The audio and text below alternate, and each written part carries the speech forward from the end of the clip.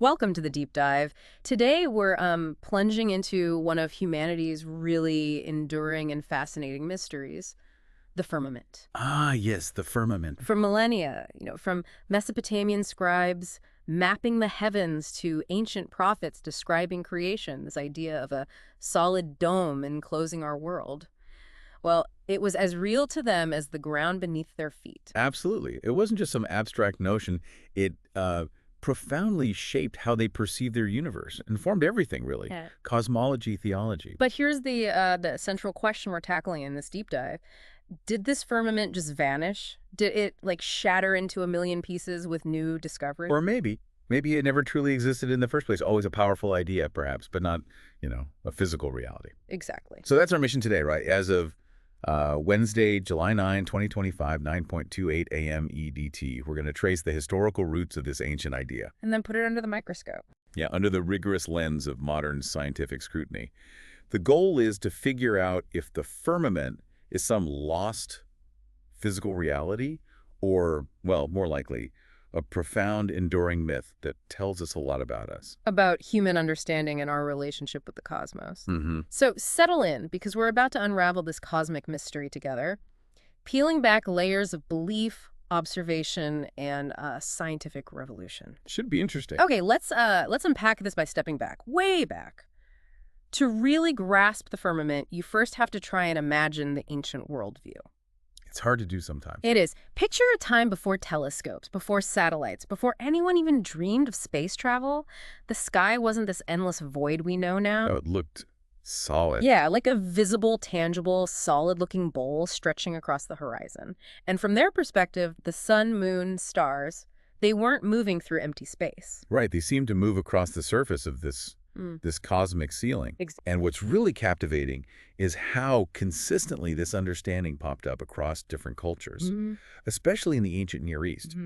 They pretty much all conceptualized what we call a three-tiered cosmos. You have the heavens above, Earth firmly in the middle, and then the underworld down below. A very structured universe. Very structured, very orderly. It wasn't just physics. It reflected their whole society, their religion. And you see examples everywhere, right? Oh, absolutely. Yeah. The Babylonians, for instance, they saw the sky as a divine dome, like literally crafted by the gods. Wow. The Egyptians depicted it as the goddess Nut, her body arched over the earth as the celestial vault. I've seen those depictions. Yeah. Amazing. Yeah, but maybe the most influential one, at least for Western thought, comes from Genesis, the description of the Rakia. The Rakia, okay. And this Hebrew word, Rakia, it isn't just like sky. It comes from raka, which means to hammer out or to stamp. Hammered metal. Yeah, it gives this really vivid image of a solid vault, maybe hammered out like a sheet of metal, creating a firm boundary up there. And the literal interpretation of this Rakia, that's absolutely key, isn't it? For understanding how they saw it. Totally crucial. Biblical scholars, linguists, they generally agree Rakia was understood as a solid expanse, a physical thing. And its main job. Its primary purpose was to hold back the water. These immense celestial waters, they believed, were just sitting up there above the sky. Right, the waters above. Exactly. So rain wasn't just evaporation and condensation like we understand it. No, it was God opening the taps. Pretty much. It was believed to fall through actual windows or floodgates that God would open in this solid sky. You see it right there in the flood narrative. That was their physics, their meteorology. That's their physical, tangible understanding of how water got here from above. For ancient peoples, this Rakia, it wasn't poetry. It wasn't an abstract idea. No, it was real. It was a literal, tangible shield, a cosmic barrier. It symbolized divine order, God's power over chaos, the very structure of their world. And then the translations helped cement it. Oh, absolutely. When it Yeah. got translated later into the Greek sterema and then the Latin firmamentum, which interestingly literally means a strengthening or a support. Firmamentum. Firm.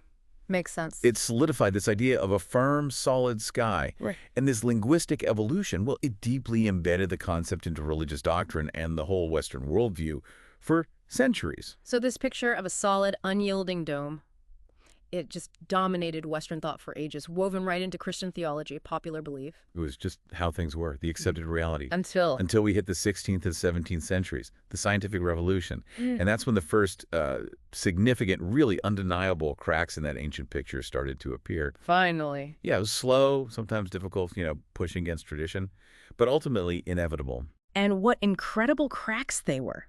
This is where the story gets really juicy. You think about these revolutionary minds who just dared to look up differently. Not just look, but measure, calculate. Right. With new tools, new ways of thinking.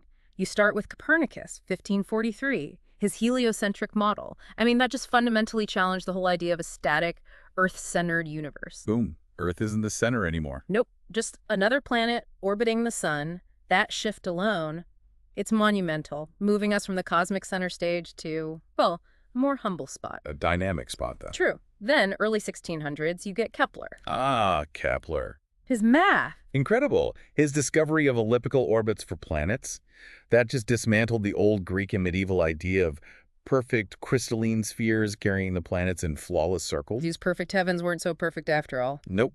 Those pristine spheres were out. Messy elliptical paths were in, suggesting a much more complex physical universe. And then came the telescope. And Galileo, 1609, he turns his newly refined telescope to the night sky, and what he sees is just astonishing. Empirical proof that shook the firmament's foundations. He saw lunar craters. The moon wasn't some perfect, smooth orb. Imperfect. He discovered Jupiter's moons, things orbiting another planet, not Earth. That must have blown minds. Totally. And he saw the phases of Venus, clear, tangible proof Venus was orbiting the sun, just like Earth. These weren't just theories anymore. No, this was observation. Hard evidence. Direct, observable proof of a dynamic, evolving cosmos, not some static show inside a solid shell. So, how did people take all this, the establishment? Well, initially, not great. Right. Enormous resistance from science, from theology. These findings directly threaten centuries of belief, not just a physical model, but a whole worldview. Understandable, I guess. But ultimately, these discoveries, they just ignited a scientific revolution that couldn't be stopped. And that revolution led gradually to the firmament dissolving, in the human mind. From a physical thing. To the grand, seemingly infinite expanse we understand today. A massive paradigm shift. Okay, so fast forward. What does all this mean for the firmament now, in the modern age? Science seems pretty clear, right? Oh, absolutely. Crystal clear. Post-Copernicus, post-Galileo, science has found zero evidence. None. Nada. No solid dome up there. We just don't live under a lid. So what is the sky, then, according to science? Well, it's vastly different from a shell. It's basically a series of layered gases that just thin out gradually. Like an onion, sort of. Kind of, yeah. From the troposphere where we live and breathe, up through the stratosphere, mesosphere, thermosphere, exosphere, these layers get less and less dense. Until they just fade into space. Exactly. They seamlessly merge into the near vacuum of space. It's a gradient, continuous expanse, not a wall or a hard barrier. And the proof for this is, well, overwhelming now. Undeniable. Think about it. Satellites orbit freely all the time, sending us data, taking pictures, moving through what would have been the firmament. They don't bump into anything. Nope. And probes like Voyager, they've traveled billions of miles, way beyond our atmosphere, deep into interstellar space. No dome encountered. And astronauts. We've been there. We've been there. Yeah. Astronauts walked on the moon, looked back at Earth. That's direct visual proof of a domeless void. Think of that famous blue marble picture. Yeah, just Earth hanging in space. Nothing up there but space and other celestial bodies. Plus, telescopes let us see incredibly far. Billions of light years away. We see distant galaxies, nebulae, cosmic structures, completely unimpeded by any sort of dome. And things like meteors, auroras. Right, meteors burn up in our atmosphere. Auroras dance because of solar wind interacting with our atmosphere. These phenomena clearly show an open, unbound sky that interacts with space, not some solid vault. So, scientifically speaking, case closed. Case definitively closed.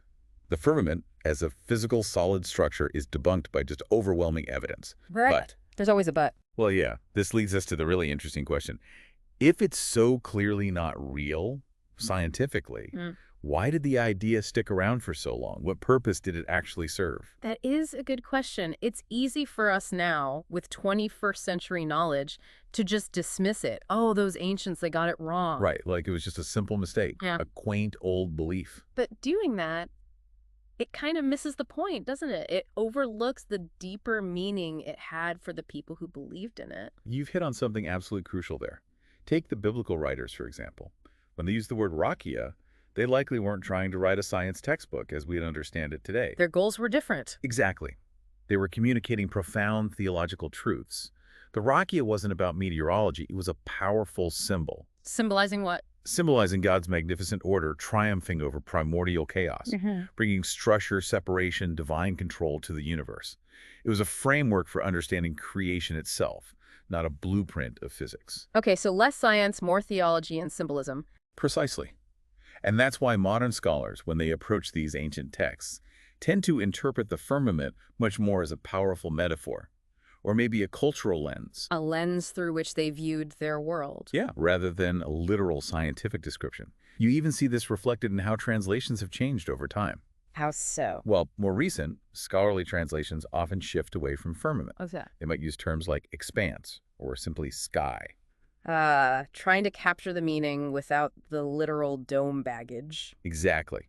It helps align with our scientific understanding while still preserving that original sense of vastness, divine order, and creation that the ancients were trying to express. So looking at it that way, the firmament isn't just about being scientifically right or wrong. Not at all. It actually reflects this deep, universal human quest for meaning, trying to understand our place, our origin, what's beyond what we can see. It's a beautiful blend, really, of observation.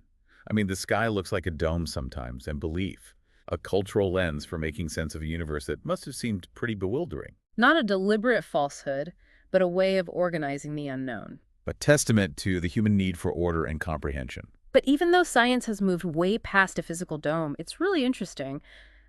The idea hasn't completely vanished, has it? It still kind of echoes. That's very true. It pops up in some surprising places. If you look, you'll find that some flat Earth advocates, various fringe theorists, they still argue for a literal canopy. Really? Based on what? Often, they go back to the rakia in biblical texts, interpreting them with extreme literalism. They see it as direct proof of a physical dome.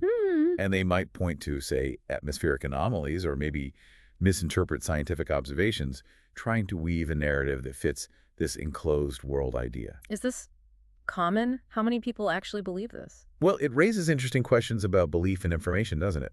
There was a study cited by the Flat Earth Society themselves in 2023. It suggested maybe around 2% of Americans lean towards such views. 2%. Small, but not zero.